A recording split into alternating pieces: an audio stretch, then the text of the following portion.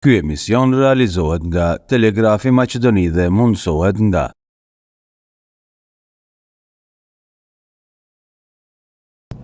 Përshëndetje, Dr. Rexhepi. Përshëndetje Venhar. Si e? Mirë, faleminderit, përgjithësi mirë. Si shkon puna?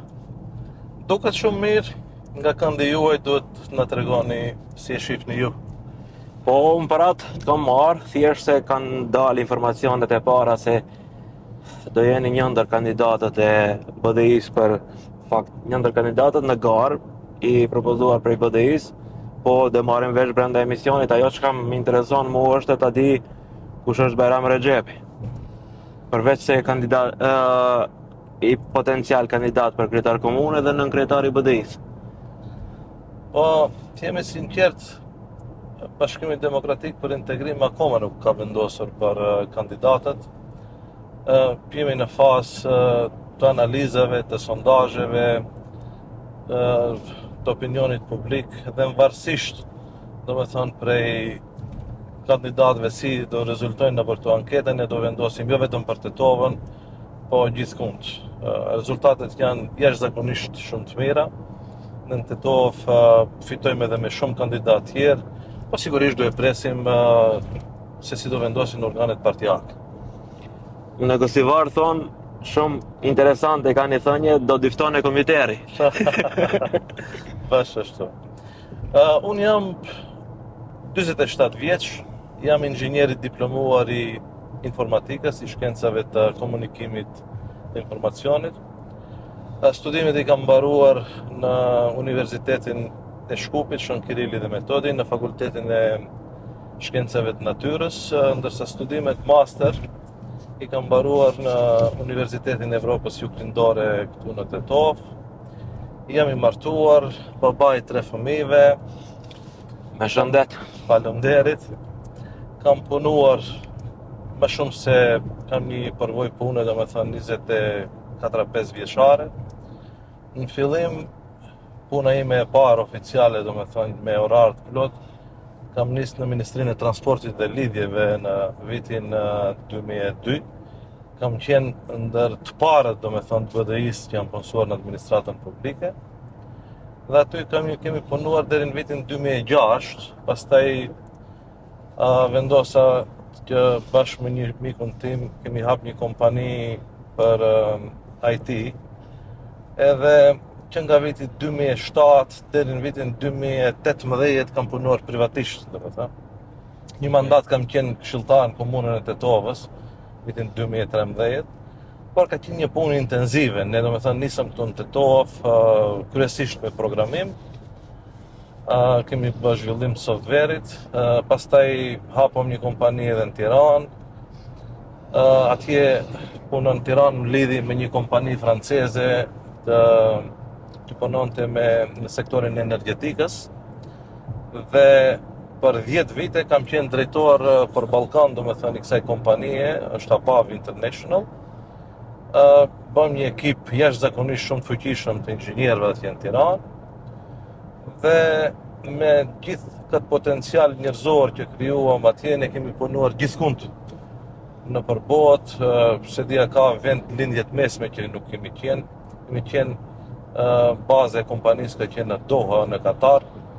Po se di edhe shtetë në Evropë nëse ka që nuk kemi punuar, ajo periudha 2010, 11, 12 ishte intenzive, beso më ka ndodhur disa raste që nga 30 orë, nga 40 orë kemi qenë pa gjumë. Një periudhë intenzive e angazhimit profesional. Mos i ka ratë fiket edhe jo me ziktyret komunët. T'jemi sinqert më ka ndodhur. Po. Edhe kjo më ka ndodhur jo në atë periudhën kur punonim privatisht, po nga viti 2018 kam qenë i angazhuar, domethënë operatorin e transmisionit të gazit. Ishte domethënë e përvoja në sektorin e energjetikës, se ne kemi testuar gasillsat më të mëdhenj në lindjen e mesme, kemi punuar në Transadriatic Pipeline në Shqipëri, kemi punuar gjithkund nëpër Evropë.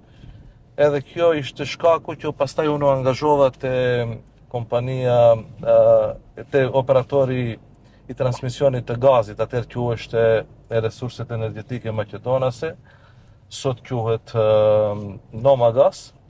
Do thënë nga viti 2018 deri në vitin 2024, për 6 vite kam qenë drejtor atje. Kemi ndërtuar, do me thënë, gjithë rjetin e transmisionit. Mirë që e përmende, kur dhe kemi gaz, përfundimisht me parashikimet e projektit? Mendon për në Tetov. Tetov, po. Se në Shkup ka. Po, në Tetov. Gasilci është i përfunduar 100%. Do me thënë, ishte një periudhë jashtëzakonisht me shumë të lashe, atëherë se unë kur e mbrova drejtor, akoma nuk ishte filluar procesi ekspropriimit. Ne kemi kaluar në mbi 4500 prona private, dhe më thënë është ndërtuar aksi prej në Kumanov deri në Manastire dhe prej në Haraqin deri në Gostivar. Beso për 2 vite e kemi mbaruar këtë, dhe më thënë 95% e punëve u realizua në një periudhë shumë të shkurtë, do të thënë për 2 vjet, pastaj pjesa 5% që ishte me procese gjyqësore, neglizhencë e shumë institucioneve tjera, se janë të kyçura shumë institucione në realizimin e këtij projekti që varet realisht realizimi, po e mira është se do me thënë gasilci është i gatshëm, duhet të fillojë rrjeti i shpërndarjes të ndërtohet, qeveria tani ka një ngecje të konsiderueshme të kjo pjesë. Po unë shpresoj se shumë shpejt. Kam qenë i bindur, të jemi sinqert, se ne me 2022-shin, 2023-shin edhe do e kemi gazin Tetov, po ishte ajo periudha e pandemisë, krijoi edhe shumë të lashe, edhe marrëveshja për distribuimin u zhagit shumë. Edhe kjo ishte shkaku që ne nuk patëm një marrëveshje, do me thënë, me operatorin e distribuimit që të mund të fillojë realizimi. Unë shpresoj se ajo do ndodhë shumë shpejt. Përmende qeverin, edhe pak ndalemi te pushteti qendror, para se me folëm për atë lokalin që për atë komthir. Tregom si është qeverin aktuale. Tani, venar ne që para zgjedhjeve, në fakt ju treguam shqiptarve se çfarë do të ndodhë. Ne kishim shumë informacione se çfarë përgatitet. Ju kujtohet edhe slogani që kishte Partia Maqedonase VMRO-ja në periudhën e para zgjedhjeve, do me thënë ta kthejmë Maqedoninë te ju, do me thënë që e llogaritëshin se ne e morën shqiptarët Maqedoninë, që nuk është absolutisht e vërtet. Edhe ne njoftohëm shqiptarët se çfarë i pret. Rezultatin e shihni sot. E shihni se është një qeveri thojse monoetnike, në kuptimin e vendimarrjes, do me thënë. Kuptimin e vendimarrjes, të njerëz që sot janë pjesë e qeverisë nuk kanë absolutisht asnjë lloj fuqie vendimarrëse. Dhe kjo është një fakt i pamohueshëm. Sot ballafaqohemi me një qeveri që po na nënçmon, po na përbus çdo ditë. Është krijuar një vazalitet i tmerrshëm i këtyre që na përfaqësojnë sot qeveritë strukturës së Vlenit. Dhe kjo nuk e di a ka kaluar ndonjë ditë e vetme pa ndonjë skandal që e vërteton këtë që them unë. I shihni për shembull punësimet si ndodhin nëpër administratën publike. Nuk e di a kemi 1 apo 2% shqiptarë që punësohen, mbi 98-99% janë aktivistët e VMRO-s, tani bile përkundrazi po largohen, domethënë po bie numri përqindje shqiptarëve në për institucione, dhe kjo ishte e qëllimshme. Ne kur e alarmuam shumë se zhbërjen e balansuesit në atë periudhë, e dinim se ajo nuk është e kotë. Domethënë ishte një parapërgatitje që të ndodhë kjo që po ndodh sot. Domethënë shqiptarët janë të përjashtuar edhe nga vendimarrja. Ne u ballafaqohëm me një periudhë, me një propagandë jashtëzakonisht shumë të fuqishme të VMRO të PMN-s se BDI-ja është e kriminalizuar, është që absolutisht nuk rezulton ashtu. Domethënë ishte qëllimi në atë periudhë që të dëshmohet se shqiptarët nuk kanë aftësi menaxhuese me shtetin, që në një farë mënyre të kompletohet emisioni atyre që ta kthejmë Maqedoninë te maqedonasit, që për mendimin tim mendoj se është jashtëzakonisht tmerrsisht shumë e rrezikshme, se nuk është vetëm punë BDI këtu, është puna e ne shqiptarëve si tërësi. Ato po na nënshmojnë si shqiptar, nuk na nënshmojnë si po na përbuzin, edhe nuk e di se nëse do zgjat ky akumulim i kësaj energjie negative për një periudhë më të gjatë, nuk e di çfarë përmasa mund të marrë kjo i hidhërimi që do ndodhte te shqiptarët. Unë mund të pajtohem me atë që është realitet, po ka edhe një realitet tjetër që duhet pajtohesh edhe ti. Domethënë, vëmëroja e fortë është për shkak se ju si BDI dukeni shumë të shukatër, domethënë nuk dëgjohet zëri juaj si opozitë. Jo, Venar, nuk është ashtu. Ne jemi më të fuqishëm se asnjëherë më parë. Beso ka një harmoni të jashtëzakonshme se është interesante. Ne shqiptarët gjithmonë na bashkon e keqja.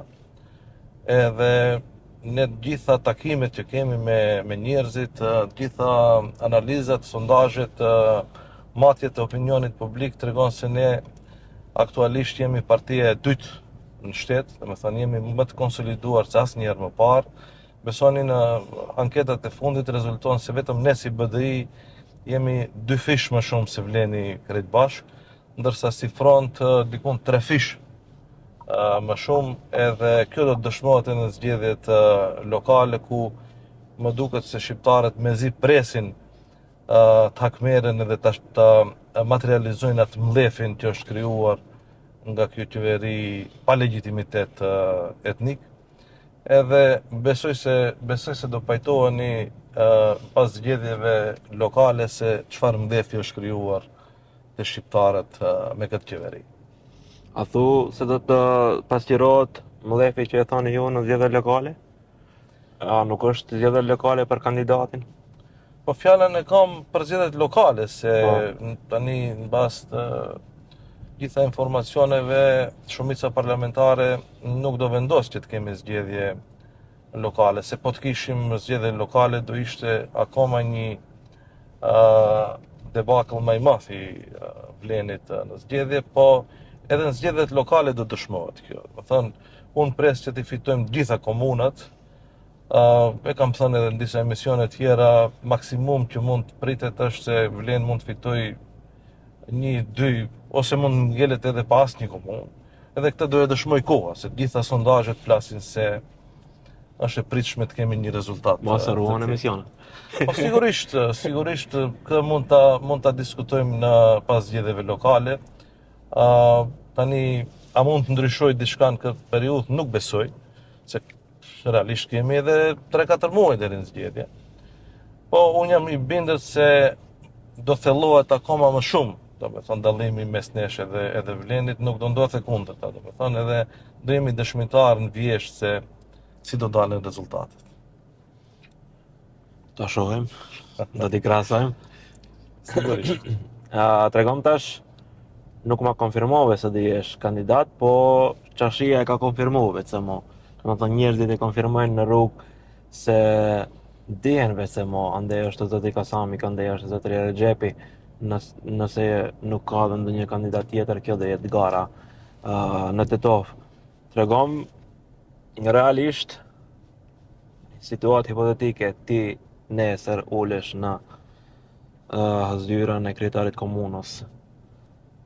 Çka është gjëja e parë që do bësh? Ndëgjoj, Që nuk është bërë nga kjo strukturë. Para se t'ju përgjigjem te kjo pyetja, do doja pak të flasim për atë se si janë shtetova sot. Okej. Mu përshtypja ime nga të gjitha takimet me njerëzit është se Tetova më duket si ajo sorkadhja që është sulmuar nga një grup hienash që kanë filluar, domethënë, ta hanë për së gjalli.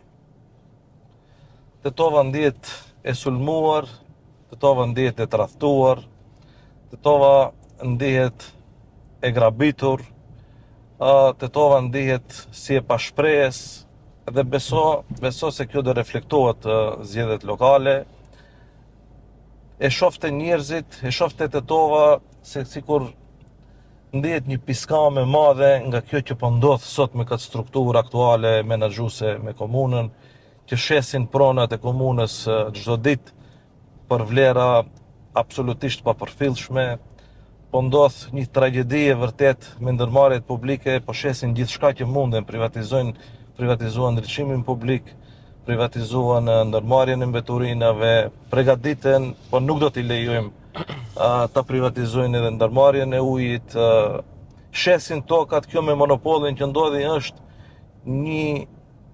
një rast i vetëm, nuk është një rast i vetëm, do ketë edhe shumë të tilla, po i vetmi që është plasuar, që është marrë vesh në opinion, besoj se do ketë edhe shumë tilla që do merren vesh, se janë shitur prona gjithandej, domethënë për vlera minimale.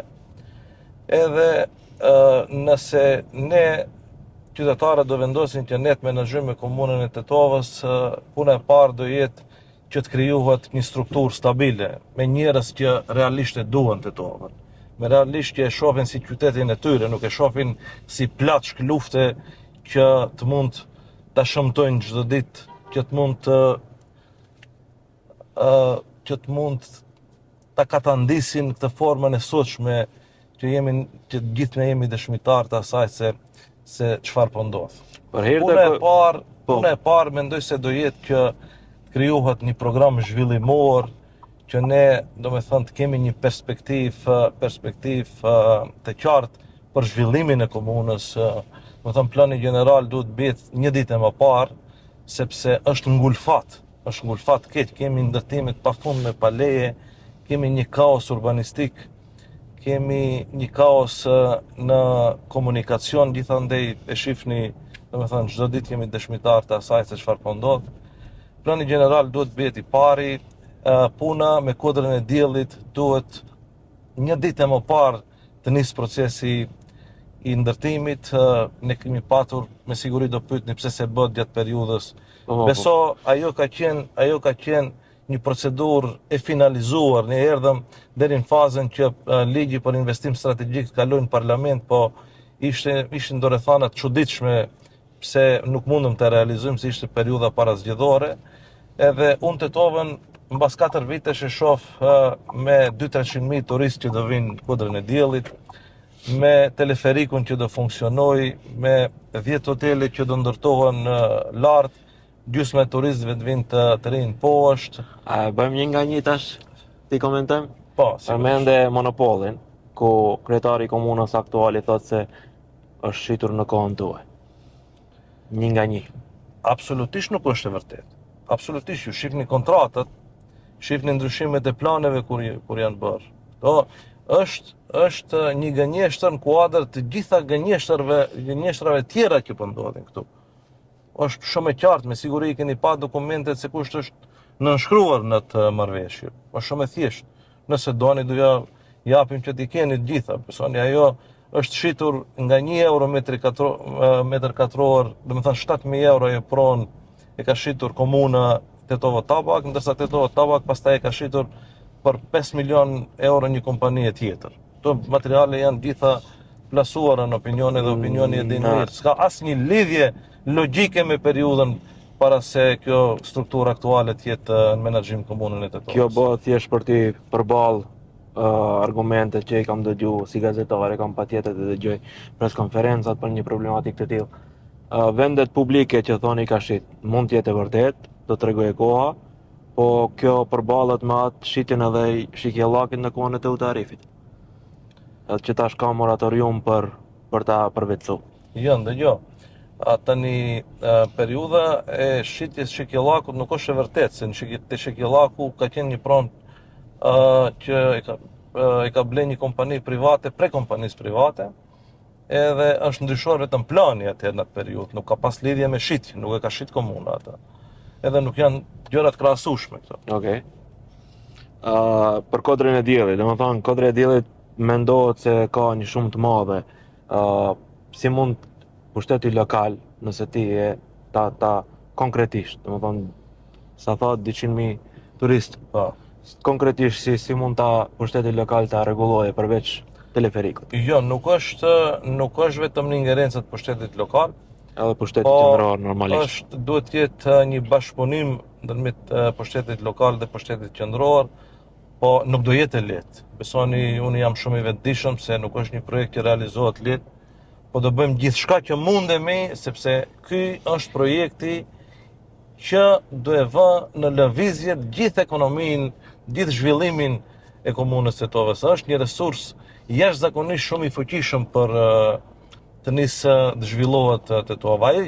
Ai projekt do i vënë lëvizje 20, 30, 40 veprimtari tjera që ju merrni krahasoni për shembull me Banjskon ose me Kopaonikun në Serbi. Banjsko vitin e kaluar ka pas rreth 300 milion euro të hyra prej asaj veprimtarie. Ka pas dikun të 270.000 turistë brenda periudhës. Edhe Kodra e Diellit nuk do jetë një projekt që do zhvillohet vetëm për turistët që do vinë të skijojnë.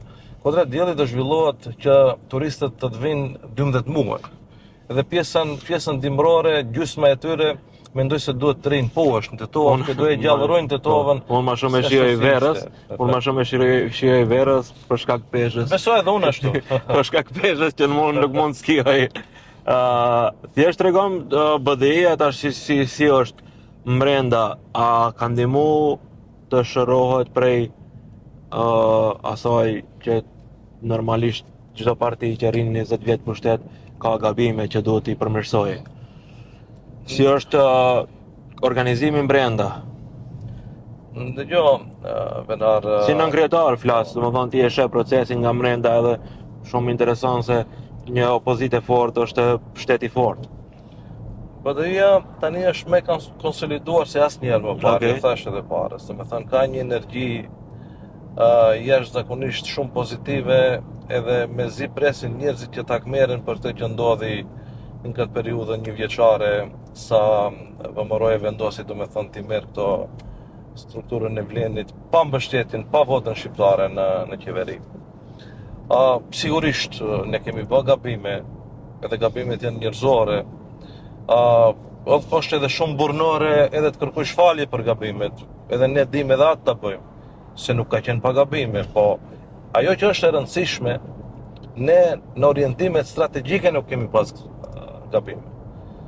Bashkimi Demokratik, po t'i shifni, domethënë gjithë filozofinë politike, gjithë doktrinën politike tonë, ka qenë e fokusuar që ne t'i zgjidhim çështjet etnike, domethënë të bëhet implementimi i tërësishëm i marrëveshjes së Ohrit, të antarësohemi në NATO që të sigurohet, edhe është një siguri shumë e madhe edhe për investitorët, të rrekim sa më shumë investime të huaja, të antarësohemi në Bashkimin Evropian që të mund të sillet ai mirëqenia për qytetarët, sepse e shihni situatën e pashpresë që është sot në shtet, domethënë edhe është e qartë se njerëzit kërkojnë një mirëqenie më të mirë. Prandaj është kjo shkallë migrimi që po ndodh në vendin tonë. Edhe beso e gjithë energjia jonë, e gjithë politika jonë ka qenë orientuar që të mbyllen çështjet etnike dhe pastaj të fokusohemi te përmirësimi i standardit jetësor, te rritja e rrogave, të krijohen vende të reja pune. Edhe sot si asnjëherë më parë ne kemi një plan zhvillimor shumë të qartë, po e keqja në gjithë këtë histori është se kjo strukturë aktuale qeverisë po na kthen shumë mbrapa. Unë besoj se ne kemi strukturë shumë vitale edhe do t'i kompenzojmë edhe këto dëme që po bëhen sot në raport me drejtat e shqiptarëve që jemi dëshmitar të përditshëm të asaj që po ndodh. Unë jam i sigurt se Bashkimi Demokratik për Integrim ka kuadro, ka njerëz, ka energji brenda vetes që edhe këto dëme që janë bërë t'i kompenzojmë një periudhë shumë shkurtër. Zotëri Rexhepi, thjesht për ta pas diçka ekskluzive në gjithë shtetin, a keni kandidat të përfunduar për zgjedhjet lokale që e keni vendosur në këtë komunë, kemi të sigurt këtë, për shembull Tetova, Gostivari, Çajiri, këto janë shumë të rëndësishme edhe për mbledhjeve të brendshme e partisë, ju si nënkryetar sigurt keni informacione të cilat janë definitive. Apo kur priteni të keni definitiv si kandidat? Unë mendoj se shumë shpejt, pasi që me siguri e dini se ne në këto zgjedhje do garojmë si front bashkë me partitë tjera.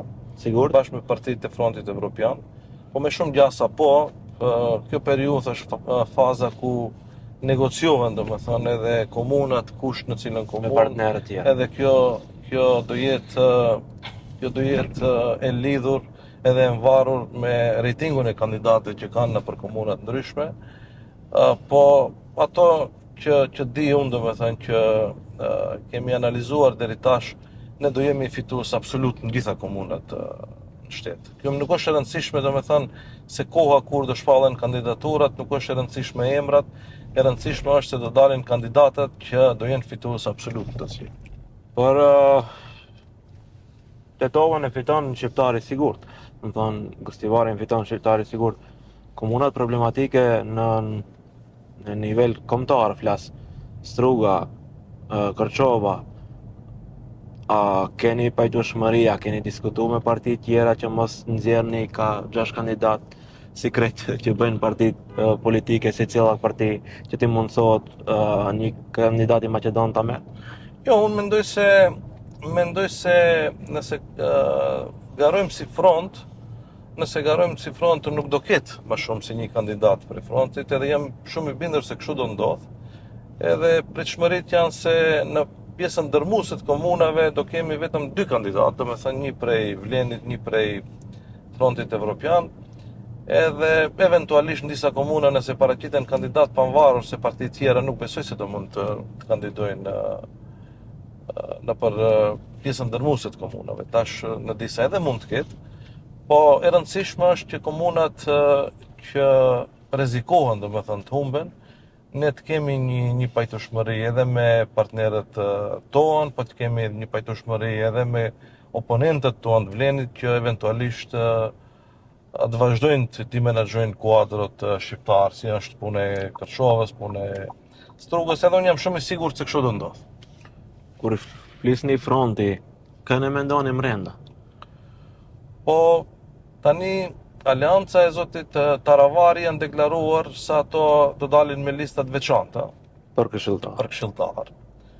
Po akoma nuk kanë përfunduar negociatat, domethënë ne do ishte shumë më mirë që ne të kemi listat përbashkëta, po nuk e di, domethënë kjo varet prej negociatave që do zhvillohen, ndërsa besoj se në shumicën e komunave ku ato do kenë kandidat ne do i përkrahim, komunat ku ne do kemi kandidat ato do na përkrahin. Pritshmëritë e mia personale janë kështu, po edhe informacionet nga negociatat flasin se është shumë e mundshme që të kemi një bashkëpunim edhe me Aleancën e zotit Taravari në disa komuna, pasi që edhe ato e kuptuan shumë shpejt se kjo qeveri ishte antishqiptare edhe fatmirësisht morën një vendim që mos t'i ndihmojnë deshqiptarizimit të shtetit, edhe unë i përgëzoj për këtë vendim që kanë marrë. Është një vendim shumë i guximshëm që rrallë ndodh domethënë partitë dalin vetë për qeverie. Edhe besoj se kjo frym do mbizotrojnë gjitha komunat tona edhe do jemi fitues absolut së bashku me kandidatët e zotit Taravari. Shumë mirë, tash jemi ka fundi emisionit, ne të dy e kemi një përgjegjësi që të sensibilizojmë edhe t'i mësojmë njerëzit që të vozitin më mirë. Ju si nënkryetari i BDI-s, unë si gazetar, tregom një gabim që e ke bo, që secili bën gabime normalisht, që e ke bo një gabim duke vozit edhe nuk e përsërit më pasi ke thonë se nuk është në rregull. Tani, besove në unë mundohem që mos të bëj gabime, edhe mundohem gjithmonë t'i respektoj ligjet, t'i respektoj rregullat, t'jemi përpikt, po gabimi që realisht e bëjmë gjithë ne është se, për shembull kur ka pas dhe një thirrje në telefon që ka qenë urgjente, kam folë në telefon. Okay. Po pastaj kam kuptuar rrezikun që mund të sjell kjo situatë dhe beso momentin që shumë moti ndodh kjo në momentin që jam timon, ja ndali zërin telefonit ose mundohem ta lidhi me Bluetooth që mos të rrezikoj vetveten, por është shumë e rëndësishme që mos të rrezikosh edhe të tjerët. Po. Sepse përgjithësia kur jenë timon nuk është vetëm e jotja, por nuk rrezikohet vetëm Shoferi. Rrezikohesh vetë, por rrezikohesh edhe të tjerët, edhe bëj një apel të gjithë vozitësit që të përmbahen sa më shumë që është e mundur rregullave në komunikacion, që mos rrezikojnë të tjerët s'pa. Shumë faleminderit të tërë për kohën, dhe shpresoj se ne do të jemi një shembull i mirë për vozitje, po normalisht edhe kemi qartësu shumë gjëna në rreth zgjedhjeve lokale, gjendjes partive politike tash në pushtet qendror edhe shihemi në zgjedhje. Edhe unë falenderoj Venhar, edhe të jam mirënjohës për emision. Kënaqësi. Faleminderit. Ishte kënaqësi edhe për mua. Ky emision realizohet nga Telegrafi Maqedoni dhe mundësohet nga